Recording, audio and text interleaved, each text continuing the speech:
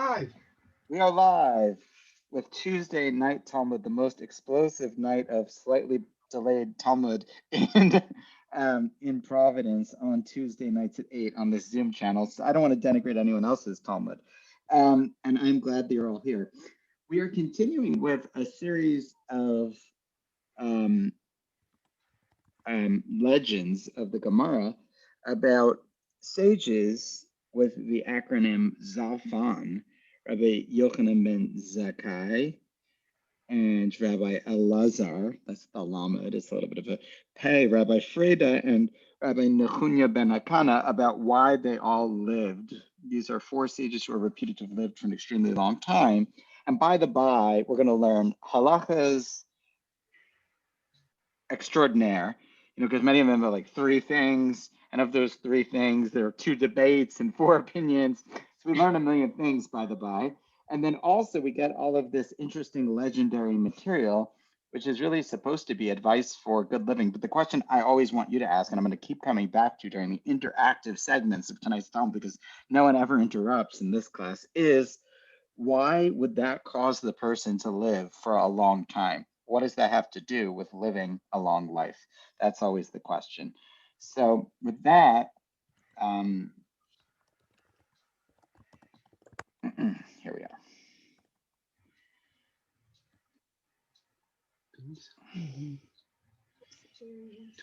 So, we had done last time Rav Huna.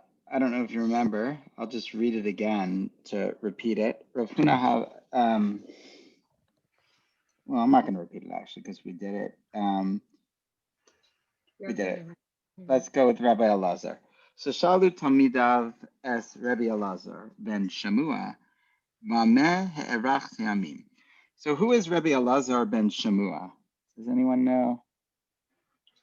There's one thing you might know about him just off the bat. Hint, think Yom Kippur and Tisha B'Av liturgies, respectively.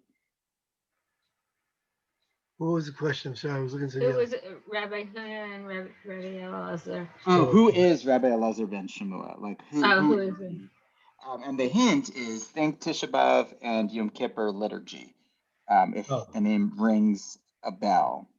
I'm assuming he was a martyr, but He was a martyr. He's one of the 10 martyrs, and he. I'll read here from the Koren note. It's a useful note. Elazar ben Shmuel was a Tana in the generation prior to the redaction of the Mishnah, was among the greatest of Rabbi Akiva's students after the plague. Rabbi Elazar was among the leaders of the Jewish people in the years following the persecution and the wake and failure of the Bar Kokhba rebellion.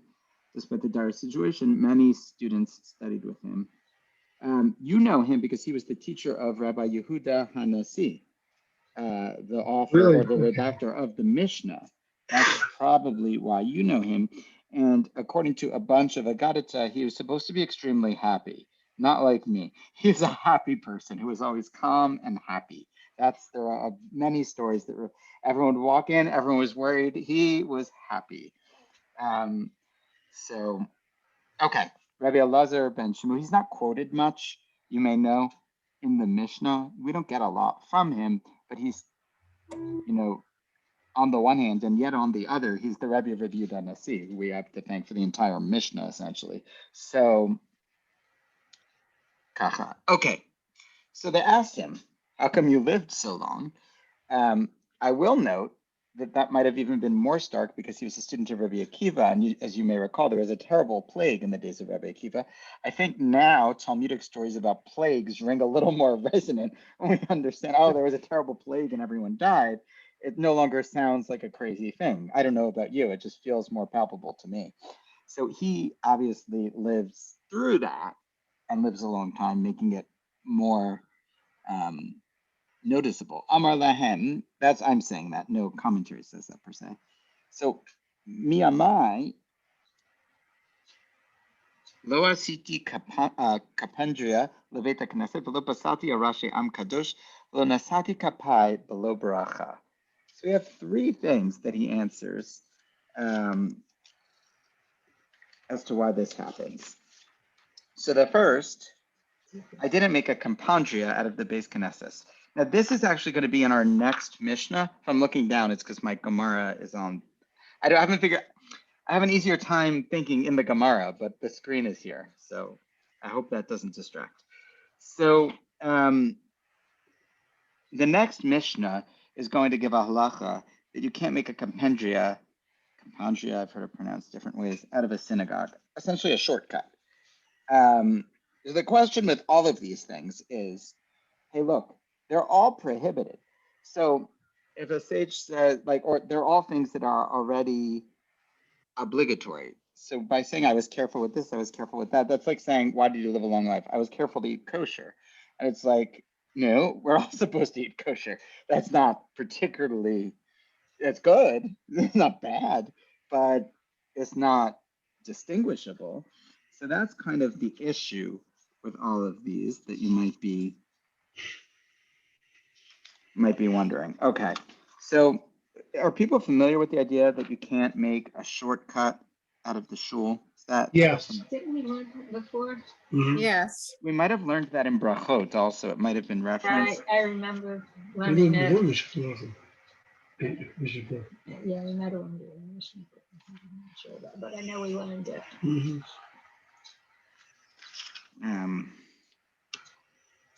Hold on a second here.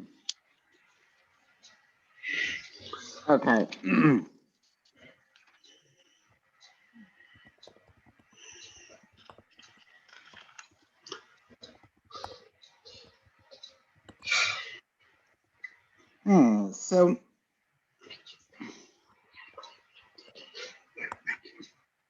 So there are different commentaries here, but the classic answer given is he didn't make the shula compandria shortcut, even when it would have been permissible. What's a case where it's permissible?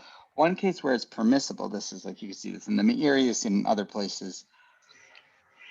If there's a road or a pathway that goes through a property, an easement, I believe would be the technical legal term. You know, if you buy a property, you usually see there are no easements, but if there is an easement, you have to record the easement, and an easement is a right of passage through the property. So if there's an easement through the property before a shul builds it and they buy a property with an easement, that is the public or some other person has a right to walk through it. So then the easement remains.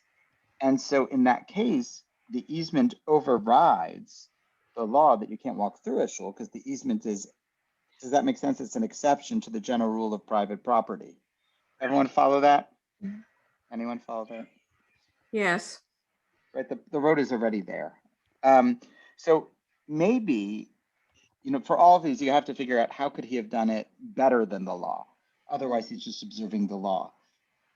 So that could be one way, is that he didn't make a shortcut out of the shul, even when he was allowed to do so, even where it was permissible. Now, why would that? I'll ask the next question. The question I said I'm going to ask for each one of every permutation of these. Why would not making a shortcut out of a shul, even if it was permissible, let's imagine that this interpretation is correct. And what he's saying is, even when it would have been allowed to make a shortcut out of a shul and to walk through the shul to get to my destination, I didn't do it. Why would that cause him to live a long life? He went over and above the requirement. He treated the shul with even more respect than halachically required. And so why would that cause you to, why that of all things? In other words, I could take any halacha, Shabbos, kashrus, I could do anything better than the law.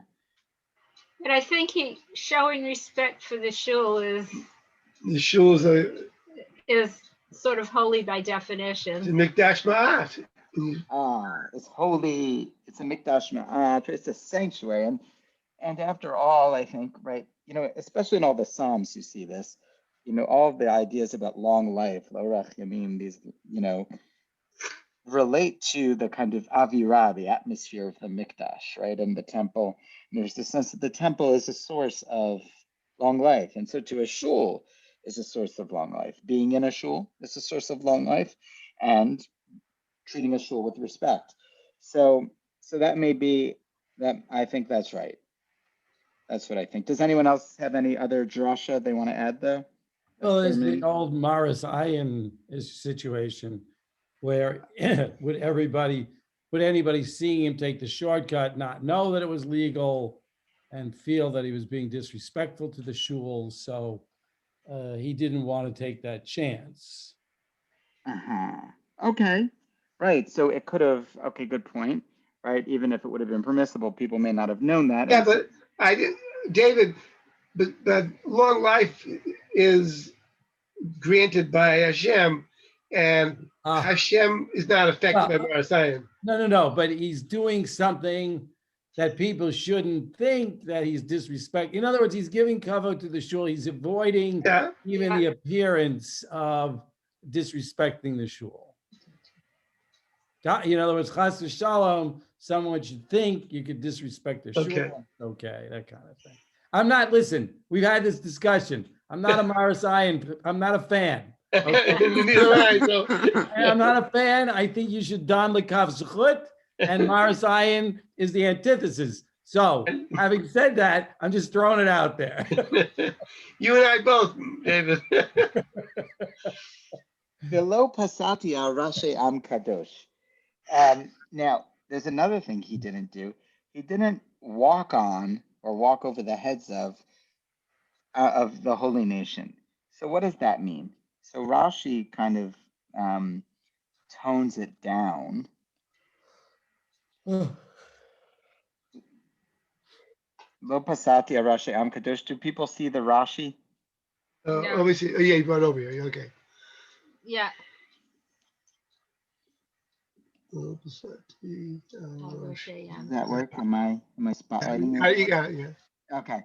So Kishahewa Talmidim Beveta Midrash, Rashi explains, when the students were in the base medrash, al gabe akarka, they would sit on the ground.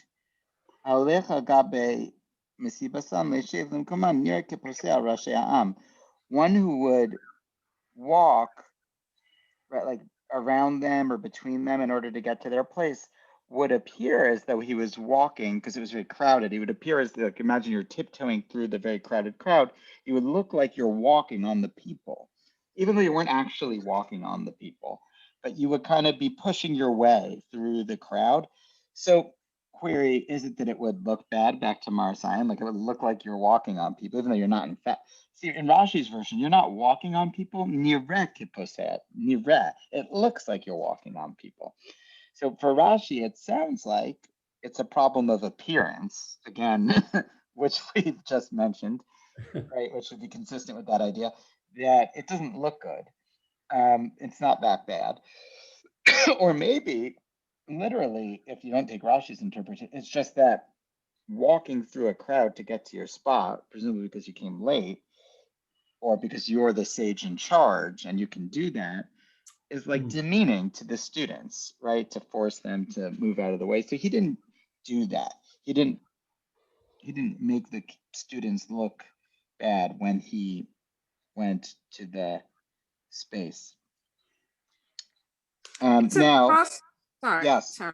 Is it possible that he would be desecrating their prayer space?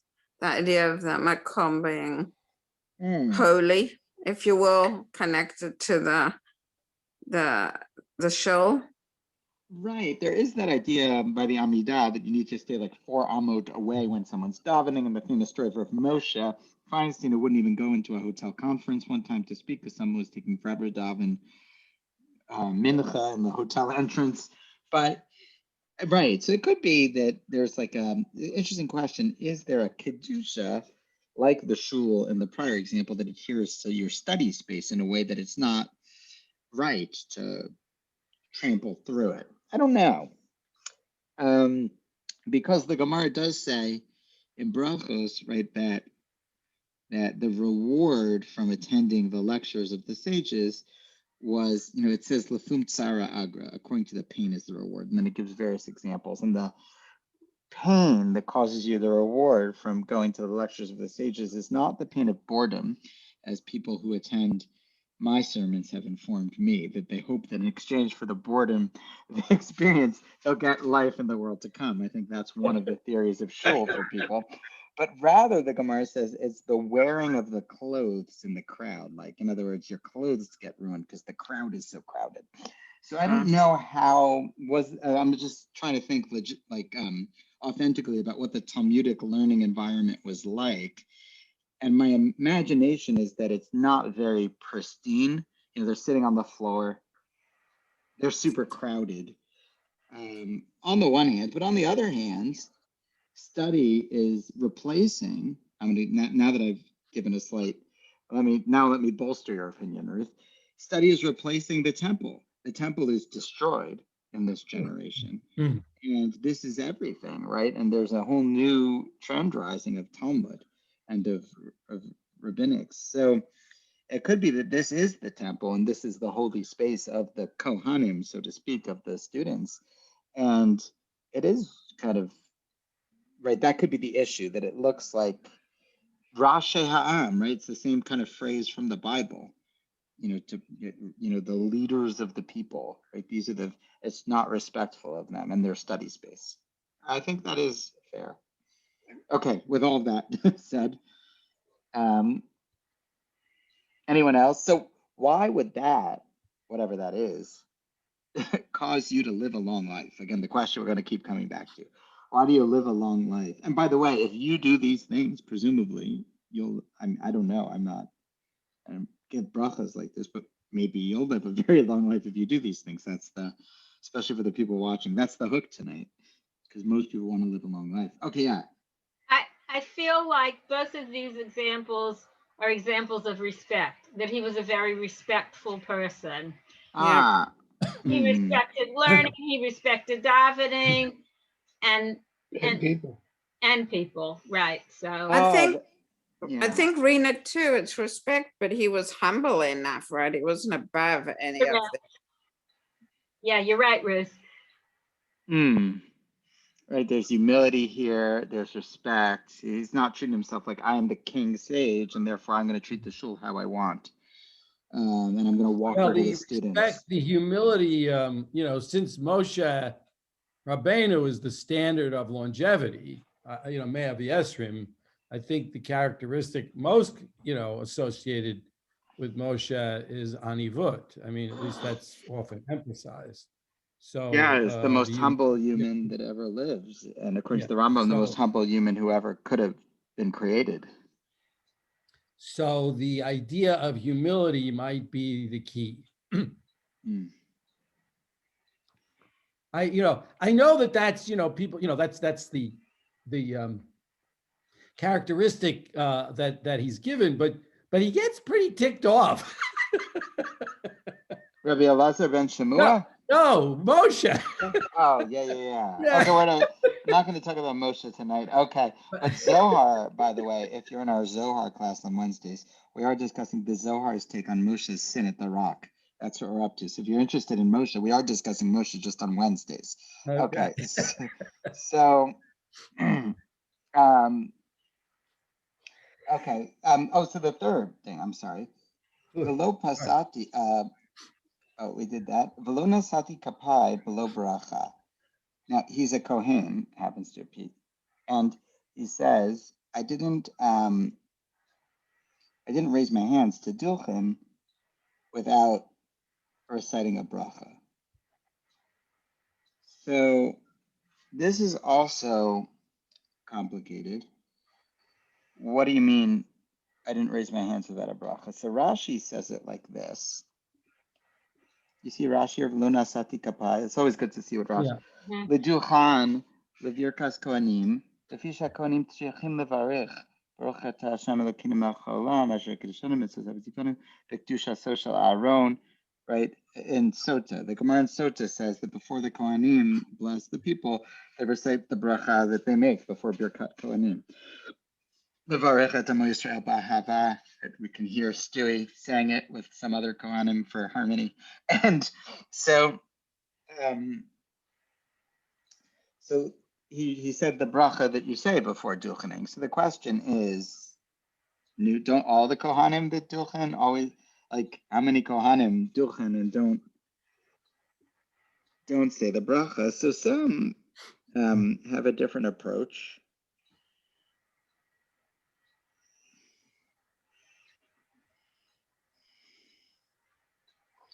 Some say that it's talking, the bracha isn't the bracha beforehand, it's talking about the Birkas Kohanim itself, that he never raised his hands without reciting Birkas Kohanim. And what it means is, isn't that obligatory to recite Birkas Kohanim? So the answer is, even if he had said it earlier in the day somewhere else, but he was in another shul, remember, because he's a leading sage, so he's going around and they're doing it now, he would do it again. In other words, he didn't say, I already did that today, I'm done for the day. He would do it again. That's one interpretation. Another interpretation is that he would always be careful to recite the brachas afterwards. You know, there are different things afterwards for the Kohen, for the regular people like us, like me, to say, you know, afterwards. There are those different Adir Bamarom. You know, does anyone say those things during Sim Shalom? Anyone? No one. So yeah. I think people, I mean, they're pretty obligatory actually in the halakha, but I think people think of them as just, there's a lot in the Siddur and these are other nice things. So, so he always said those bakashos afterwards. He was makbid to say those, and presumably with kavana is what they're getting at. So these are three approaches. One is that he always said the bracha beforehand, maybe with kavana or something like that. Another approach is that he always dulchined, and even if he had already dulchined or wasn't obligated to dulchin for some reason, he didn't pass up the opportunity.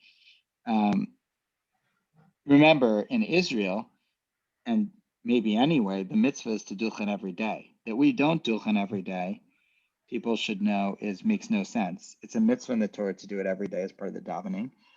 Ashkenazim don't, because of this idea that we're too sad, because it's the exile and you can't do a mitzvah when you're sad. I saw that maybe this is, you know, how do we ever do any mitzvah then? Right, because we do other mitzvahs and we're still sad because we're Ashkenazic, those of us who are Ashkenazic. So the answer must be, it says, Kosevar chuas b'nei Israel. I saw this recently. This is how you'll bless b'nei Israel. That's what it says in Birkas Kohanim. I'm off track a little, but worth saying. This is how you, and how did they do it that very first time? That very first time was the completion, the inauguration of the Mishkan. So the inauguration of the Mishkan, it wasn't just a regular mitzvah, it was a super celebratory day. And since the initial day was inauguration day, we have to do the mitzvah in the same way. So this mitzvah, more than other mitzvot, requires a festive element, which is why the Ashkenazic custom became to do it. The Ramah says on Shabbos and Yom Tov, and then I think at some point it morphed to just Yom Tov, right? Because no one does it Shabbos and Yom Tov in Ashkenaz. People just do it Yom Tov. And then the Vilna Gaon felt like I feel, although probably much more because he was a zealot, but he felt that you should dulchin every day. And what's this Ashkenazi Narishkeit? We're too sad to do a mitzvah. We're not going to do it. Doesn't sound like a legitimate halachic. Like if someone would come to me and say, I know this is a mitzvah, but I'm just too sad because it's the exile and I'm Ashkenazic. But if it's celebratory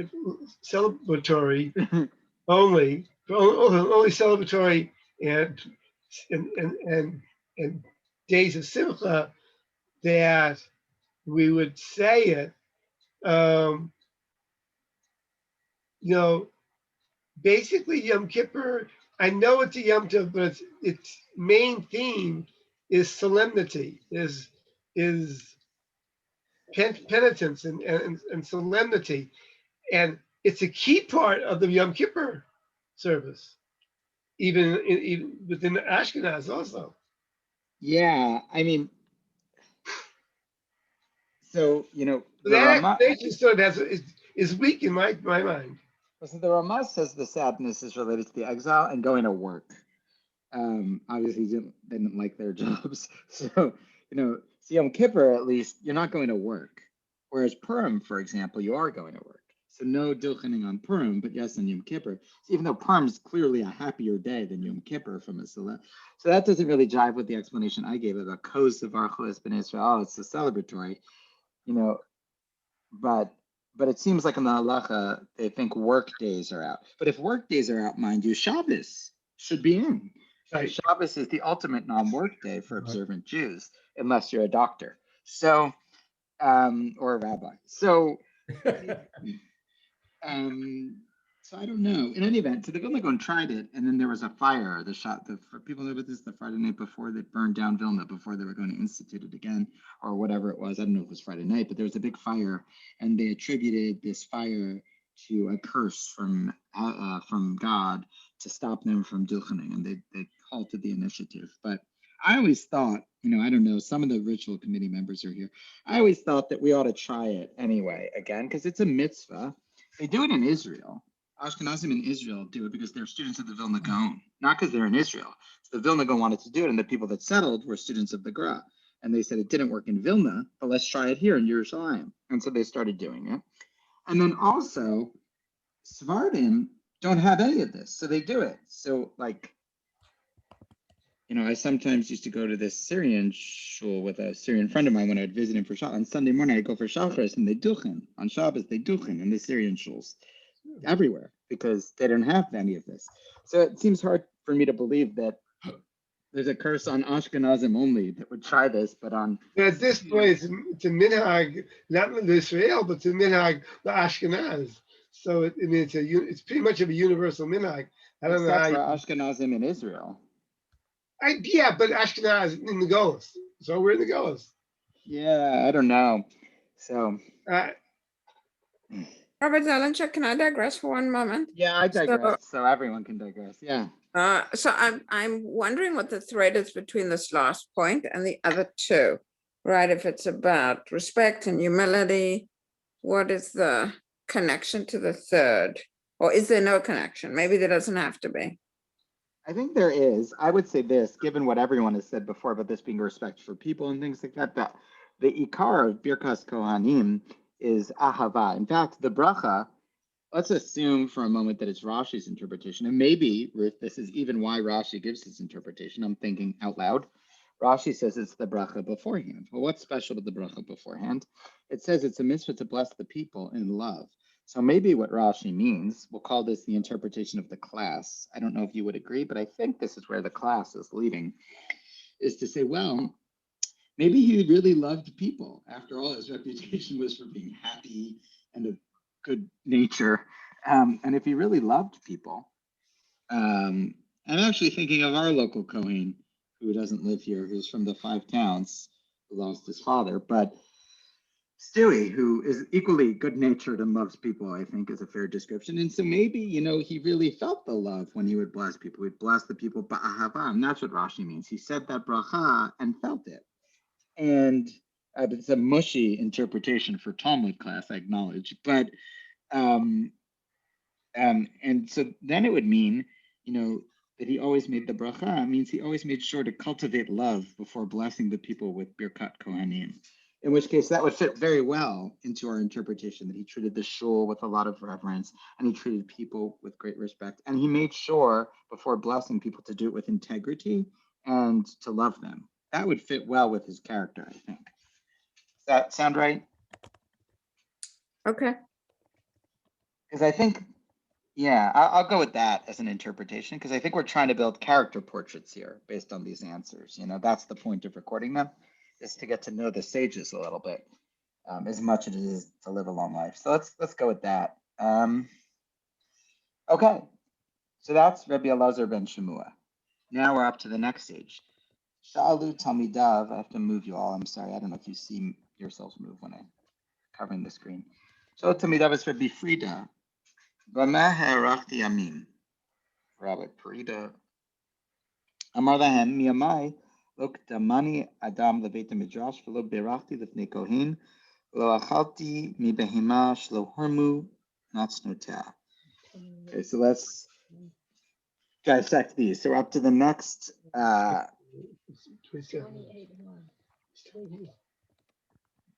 next rabbi. Now, Rabbi Parida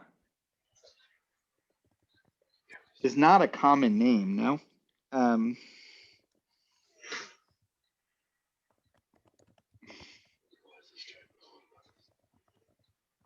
Anyone have biographical details? While we're talking, someone do some research. Biographical details on Rabbi Parida. Who is he? We'll ask that question while we figure out why he lived a long life. So the first thing is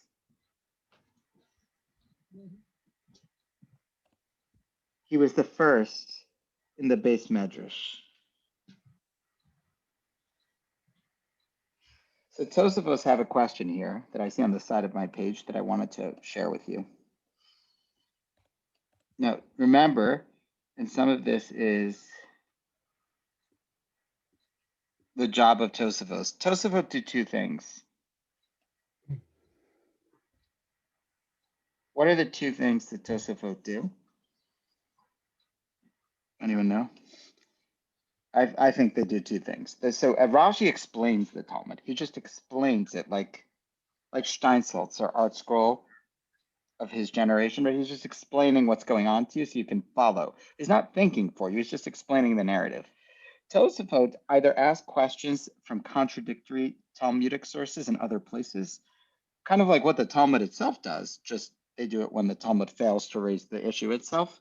The Talmud says, but it says here, but it says there. When they don't, Tosafot raise it, or they ask conceptual questions. I have some biographical information. Okay, Rabbi Prida. Yeah, sure. Thank you, Don. He was a Palestinian Amora of the second generation, probably a pupil of Rabbi Ami, to whom he addressed a halachic question. Let's see.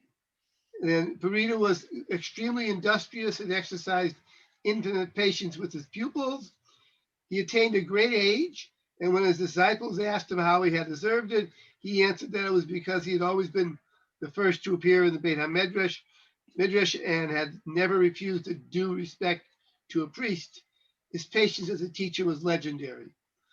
None of Farida's halachic teachings is extant, but the following Haggadic interpretation by him of Psalm 16 has been preserved. Israel, quote, Israel said unto God, count it to mine honor that I have made the world to know thee. But God answered, not to thine honor is it, but to the glory of thy forefathers, through whom the world first knew me. Thank you. Simple. Old in Jewish 1904. Wow, 1904. Love that. We have a bunch of great books from my father. Oh, it's great. Thank you. That's actually extremely helpful in addition to being cool. So I would just point out to the plint, there are plates in that set that are magnificent. Yes. I gave a set from my father. I gave a set to the Judaic Studies Department at Brown. Yeah, the plates are amazing. Yeah. Yeah. The plates are amazing. Yeah. So it tells us about ask about the legendary patience, which is why I wanted to bring it. So this is good. So it says here that one of the reasons he lived a long life is because he was first in the Beit Midrash. But it says in the Gemara in Eruvin a different answer about why he lived so long. There they didn't ask him. The Gemara just posits why he lived so long. And it says, so the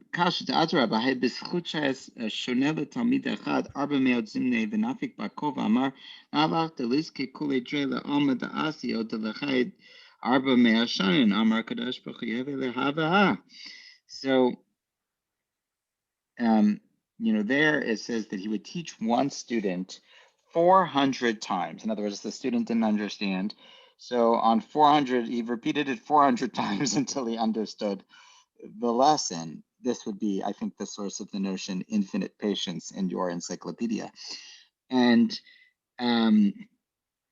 so then a Baskel, a divine voice, rings out and says that it would be proper in merit for all of this that either you can have heaven or you can live for 400 years. In other words, you should get some reward. So what do you prefer?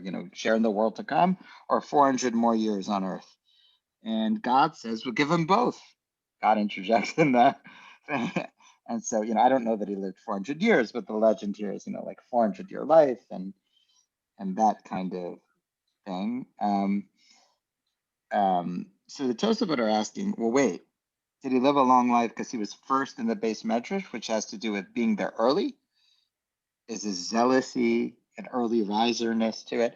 Or is it patience? Those are two, zealousy and patience, or alacrity, maybe is the better word than zealousy. Alacrity, I think, and patience are two polar opposites. Different things, very different things. So Tosafot aren't just answering maybe just it's a different thing. Like these are very different character traits. Which is it? V'yesh lomar, the answer to Mikar liyad came ad lebesov shara shechaya kol kach. So, the answer is here. They ask him, "Why did you live so long?" So he's already very old. So this story, see, this is what is before, because his reward for the patience is a long life. So he must be young still, or young enough that long life is a reward that isn't already attained. So he's young. So when he's young, he is very patient. But when he's old and they asked him, he already knew he lived a long life because he knew he was old. So he was able to answer with perspective and say, well, the reason I lived for a long time, like the key of it was getting to the base medrash early. It could be also, I'll say, that getting to the base medrash early was the source of his other good character traits, right? In other words, what did he do early in the Beit Midrash? He studied Torah, and maybe the Torah was what led him to be patient in teaching and all of the other characteristics that we're about to read about.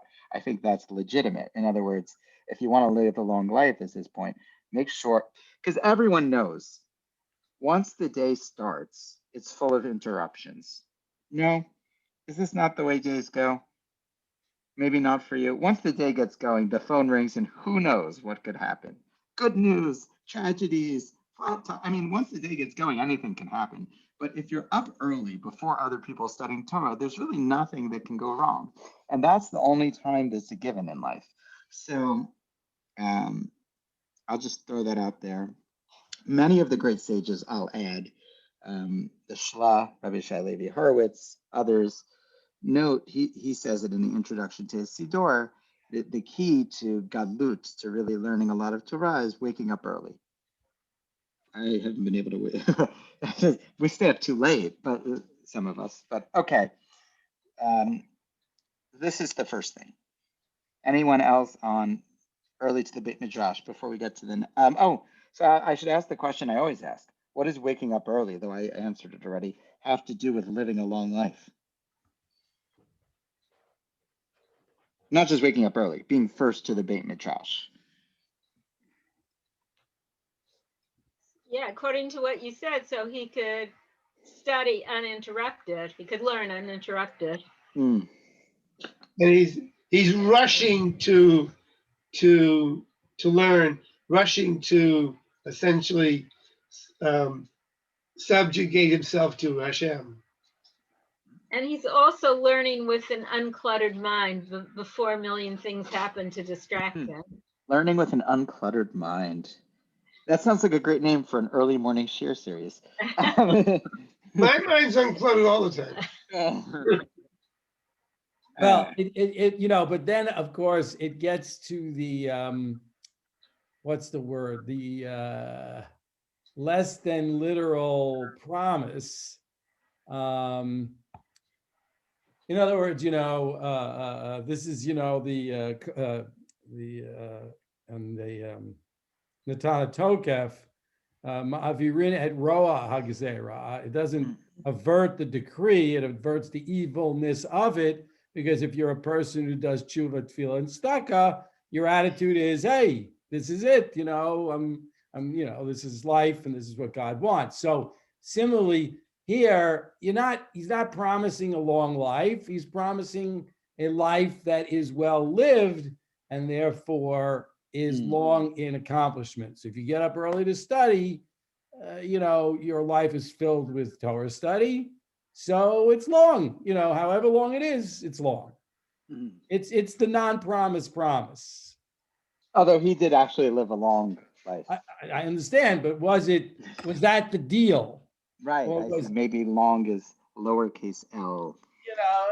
it's if you study, it's a good life. If it's good, it's long in deeds. Long in deeds. How about that? V'lo berachti lifnei kohen. So we're going to get to this in a minute. So he didn't make, you're supposed to, people are familiar with the notion if there's a Kohen, they're supposed to go first in everything.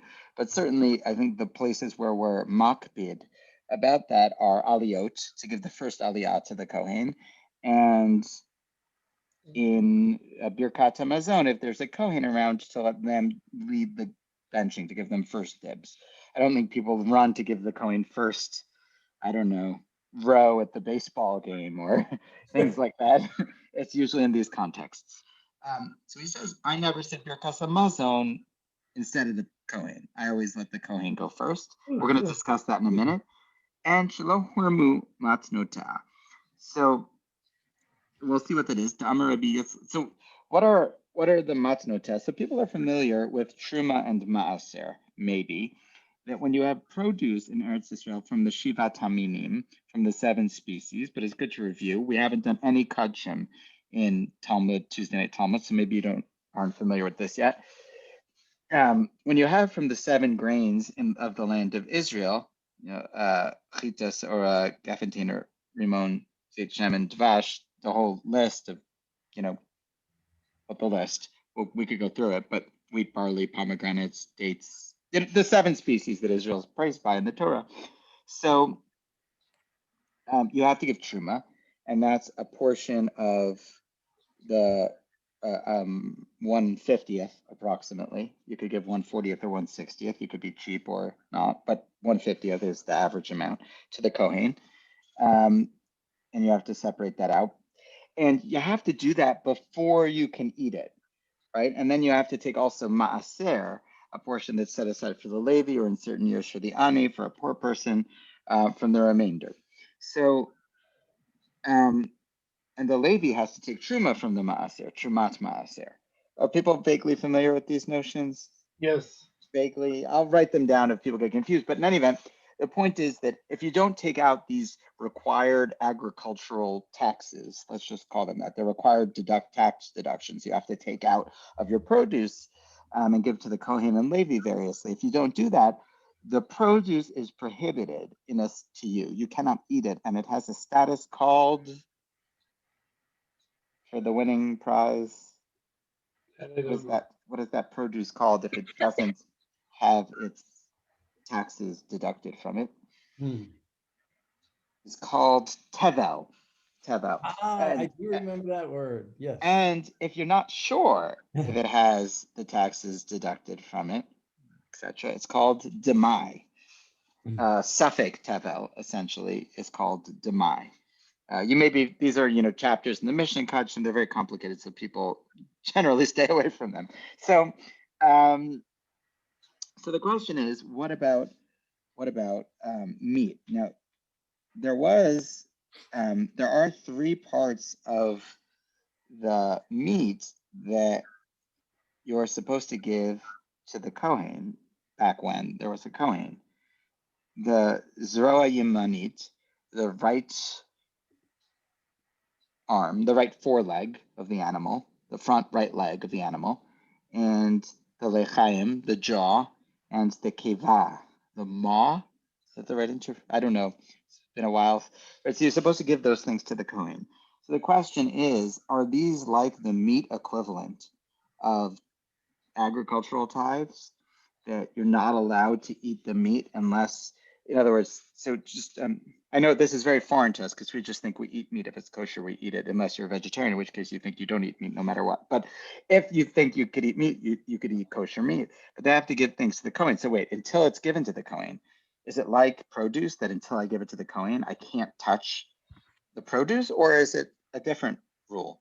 So here's the issue. We have to settle that first. Amar Rabbi Yitzchak, Amar Rabbi Yochanan.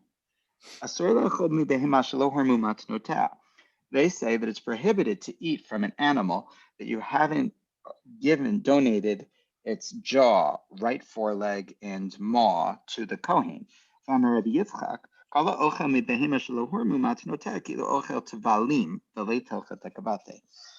Yitzchak says anyone who eats from an animal that they haven't given the gifts to the priests, it's like they're eating tevel. Tevel, that's our word from produce. That's why I give you the whole introduction so you can understand this this statement.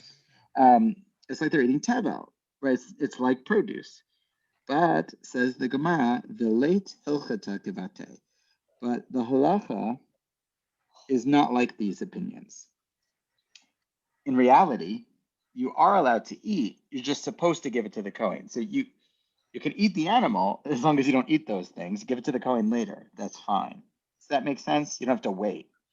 So, nonetheless, that could be just a practical spoilage issue. Right. Interesting. Nonetheless, even though he knew, the sense is that the halacha wasn't like this, you don't have to wait. But he did. He waited until the Kohen had his things. So again, this is now the second person in a row where we see kahuna issues coming into long life, because of course the Kohanim are associated with bracha and blessing. First, Rabbi Elazar ben Shmuel was a Kohen and was careful in Birkas Kohanim. Here you see he's careful not to offend the Kohen, which I think, Donnie, you read. Yes, he would treated the Kohanim with respect. Is that one of the things one of the things you read? So that, here's an example. Even though he was allowed to eat the meat before they got their gifts, he wanted to really make sure they got their gifts. And so he waited for them. So I'll ask the question I always ask. Why does this deserve a long life? Yeah, why do you get a long life from being stringent and making sure that Kohanim get the portions of the meat designated for them? Well, one thing, it would make sure that the Kohanim adhere to their responsibilities or requirements. If nobody gives them the correct truma, then they might be forced to eat food that has not been properly tithed to them or whatever. So maybe it would cause them to sin. Okay. Well, it's also the humility thing. You're putting the Kohen before yourself. You're a big, chashuv a Rebbe, and you're saying the Kohen comes first. It's like the other one. It's humility. It's respect. Right. I was also reading into this. Maybe. Oh, sorry. Yeah. I have a question. What happens now that they're Kohanim, but we don't have sacrifices? Yeah. Now we don't do these things. I was gonna say we just don't do them. That's what I assumed. Yeah. Now we just don't do them. Okay. But this would be in the list of things we'd have to relearn if there was a third temple. Right. Oh wait, this portion goes to the Kohen. Along with the lists of foods we have to eat in Jerusalem, like Maaser Sheni, so. I was actually reading this narrative flow, but I'm reading it into it. I don't know if it's there. I woke up early as to say I learned a lot and I knew my stuff, but I didn't use it to my personal advantage. You know what I'm saying? Like, in other words, he was very learned, but he used that to treat others with extra respect, not to, kind of use the law to kind of gain personally by, well, I know I can do it. He was like that. He never benched when there was a Kohen present. He always made sure to have the Kohen do it. So the Gemara asks, Lememra demal yasehi, is that a good thing? Is that good? Ha'amar Rabbi Yochanan. Because didn't Rabbi Yochanan teach us? Kol tamid chacham. We'll do like 5 more minutes if that's okay. I want to do this teaching. Kol tamid chacham shemevarech lefanav afilu kohen gadol am haaretz also tamid chacham chayiv misa. So wait, Rabbi Yochanan taught, and now remember, Rabbi Yochanan has great respect for sages. In fact, he is Mekarev Reish Lakish, a robber, to become a sage in one of the rabbinic class and marry his sister. He taught that any sage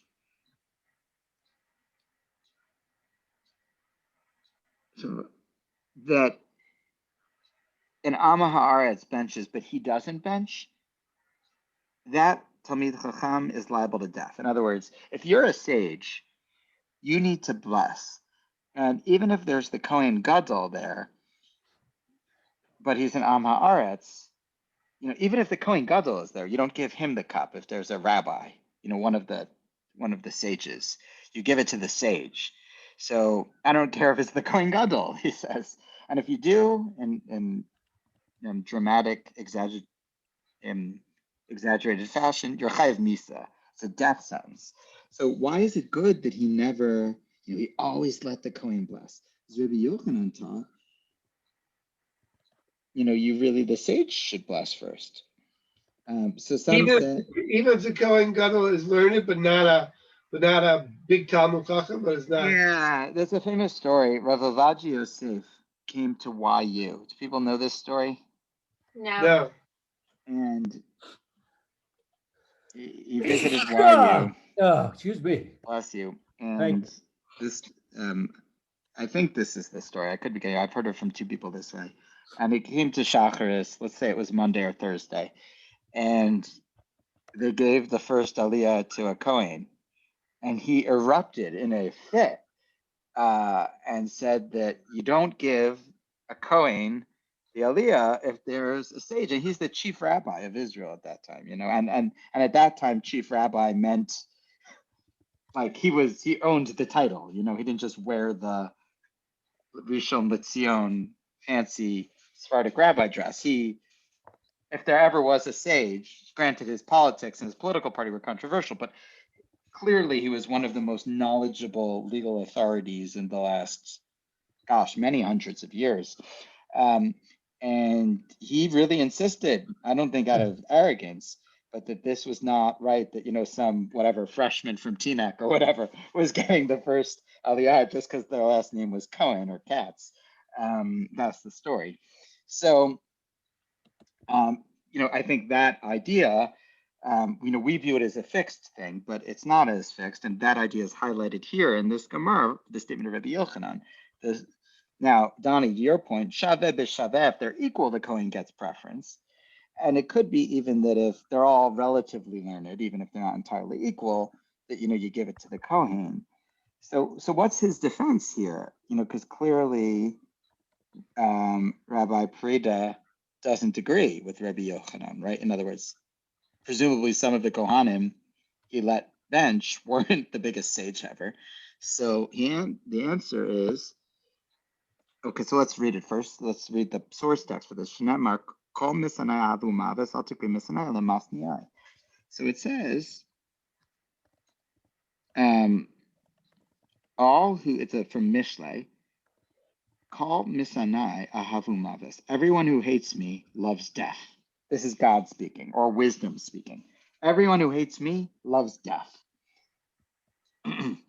So the sages say, don't read misanai hates me, ela masniai causes me to be hated. And who causes God to be hated? Well, it's when Torah sages don't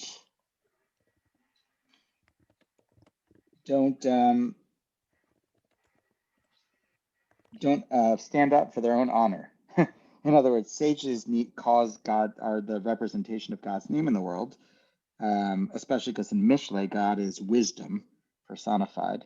And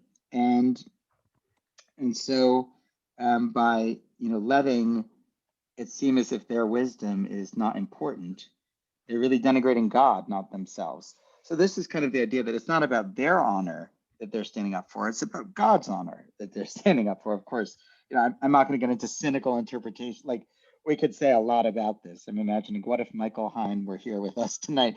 What would he say about the idea that sages need to stand up for their own honor and always go first? Because it's about God, not them. You could have a very cynical view of it, but if you put aside that cynical rating for the moment and just understand what it's saying that there's a certain respect accorded to things in life. And if you respect, celebrities or sports, you have one kind of society. And if you respect Torah learning, you have a different kind of society. And so you have to make that palpable. So the answer of Rabbi Parida is, Ki ka'amar ihu b'shavin.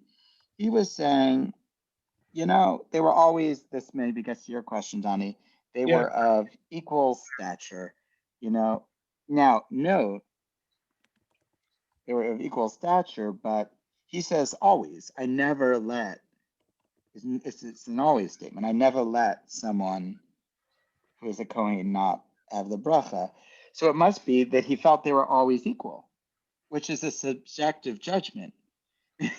So, you know, this kind of goes with the infinite patience.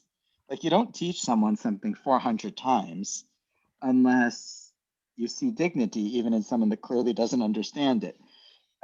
So I have a feeling, I'm just reading between the lines, saw in people, even if they weren't so learned, that they kind of were or appreciated them for who they were.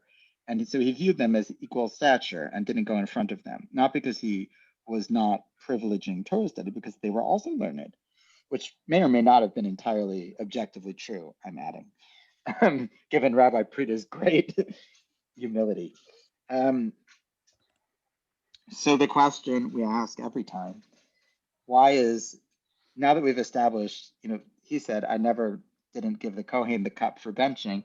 And then the Gemara interrupted and say, wait, isn't that bad? Aren't you supposed to bench? Because you're a Talmid Chacham. And we were able to parry that. But now the basic question, why does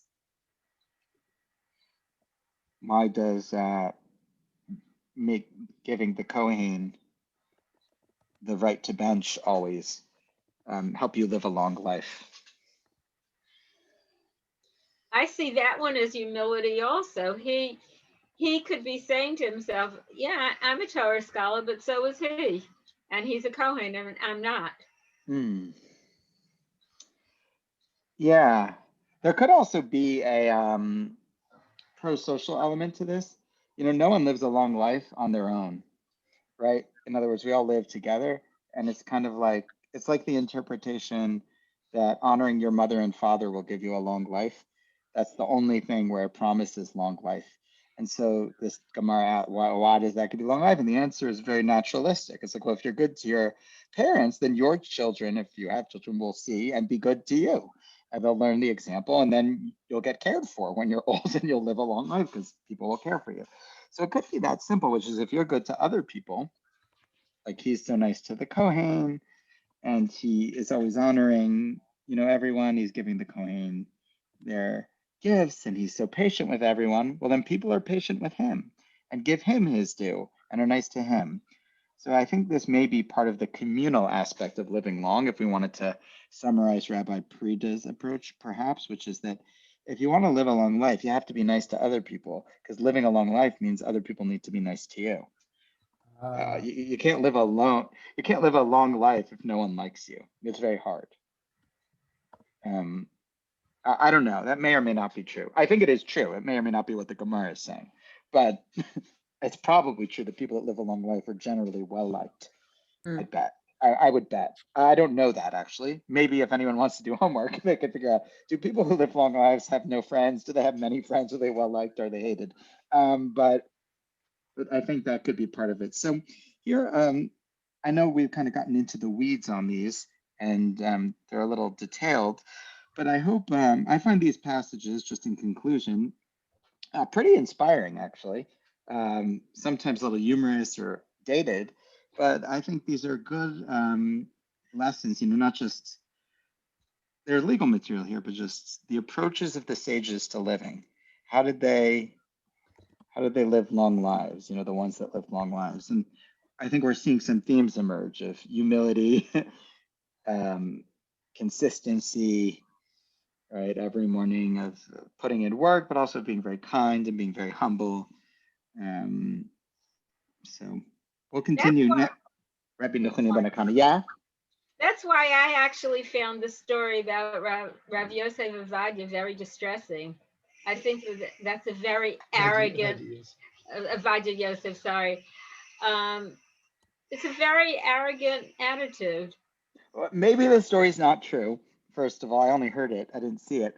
But I will say that for those who knew Rav Avadia Yosef, you know, he had many claims to fame: great wisdom, passionate defense of the Sephardim in the political system that they were persecuted against. I think he was known first and foremost as an aggressive defender of Mizrahi and Sephardi rights in Israeli politics when he founded Shas in order to support. He felt like they were denigrated very much in the Israeli political system. And so he was a fighter. He was a warrior. He was from Egypt. But I don't think he would tell you that, like great humility in that sense was, that's not what he was known for. Some people are not known for that.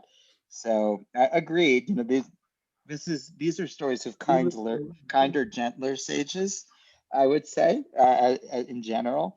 But not every sage. Remember, there is Rabbi Yochanan who says any sage who lets those Kohanim make the benching, even the Kohen Gadol, should be killed. You do have that approach as well. Though it is worth noting, Rena, that Rish Lakish died, right? Rabbi Yochanan's chavrusa, of heartbreak after being spurned by him in a dispute about the purity of a sword, of all things, when a sword becomes pure or impure. And then Rabbi Yochanan winds up dying a bitter death in loneliness because no chavruta is as good as Rish Lakish, who indirectly led to his death. So, Rabbi Yochanan, the other approach, is aggressive, and you see that approach and it's quoted, but rather than living a long, happy life of bliss, he winds up suffering in the Talmudic account of his life. So maybe that is part of the foil here in quoting him, is like, and Rabbi Yochanan, who by the way didn't live the longest, happiest life, said this, not to critique Rabbi Yochanan, God forbid. I'm not trying to incur demons or bad fortune. I'm just saying, there's a certain approach. So it could be not everyone wants to live a long, peaceful life. Some people would rather be aggressive, and that's their path. But I'll let you choose. So on that note, well, maybe we'll say that in the merit of studying this, actually, maybe we shouldn't choose. Maybe we should try and do some of these things, or at least intuit the spirit and live long lives. So next week, the final chapter, Rabbi Nechunya ben Akana, living a long life. Teaser, it may involve letting go of the day's disputes before bed. It may involve that, which is indeed made its way sort of into the paragraph before the Kriyat Shema. Harei ani mochel, I forgive everyone who's done anything. That may be part of it. And then we'll have some other things about long life in addition to these. And then finally, we're going to get to the next Mishnah. The next Mishnah will involve the shul, not making the shul a compandria. And in particular, what do you do in a destroyed shul? So we dealt with can you sell a shul? Can you whatever? But what happens if you don't sell the shul? It just collapses. You never sold it. You never meant to get rid of it. It's just destroyed, or people destroy it. So that's the next mission. So next time we'll finish Long Life, chapter 3. Thank you. Thank you, everyone. Thank you. Have a great night. Yeah.